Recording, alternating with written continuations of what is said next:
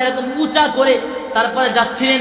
সাহাবায়ে কেরাম দেখে অবাক, কিরে পুরো ময়দান তো ফাঁকা, তাহলে বিশ্ব নবী রাহমাতুল আলামিন কেন এমন করে উঁচা করে হাঁটতেছেন? সাহাবায়ে কেরামের মধ্যে এই প্রশ্ন। যখন জানাজার নামাজ যখন শেষ হয়েছে তখন সাহাবায়ে কেরাম বিশ্ব নবী রাহমাতুল আলামিনকে প্রশ্ন করতেছে, ইয়া রাসূলুল্লাহ, ইয়া হাবিবাল্লাহ, এটা কি দেখলাম? যখন সালাবাতুল আনসারী জানাজার নামাজ যখন পড়াইতে যাচ্ছিলেন তখন এমন করে কেড়ে হাঁটলেন।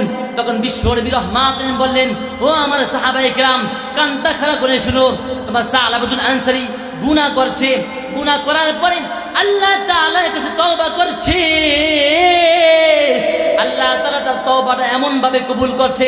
সালাবাতুল আনসারী জানাজার নামাজ যখন হচ্ছিল তখন আল্লাহ সুবহানাহু ওয়া তাআলা আসমান থেকে একদল ফেরেশতা জমিনের মধ্যে পাঠাইছে। এতগুলা ফেরেশতা জমিনের মধ্যে পাঠাইছে, আমি বিশ্ব নবী রাহমাতুল আলামিন জমিনের মধ্যে যে পা রাখবো এই পা রাখার জায়গাটাও পর্যন্ত ছিল না।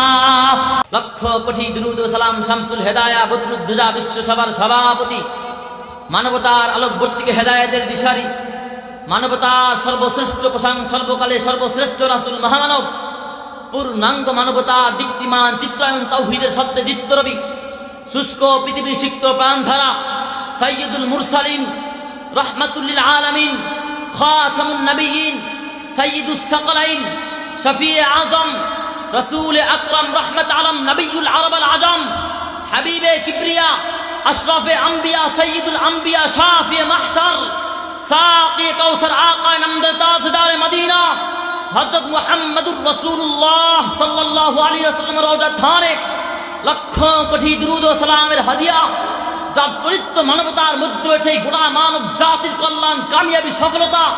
আওয়াজ করে মুসলমানের কণ্ঠে সিংহের মতো গর্জন দিয়ে বলতে হবে, ঠিক না বেঠিক?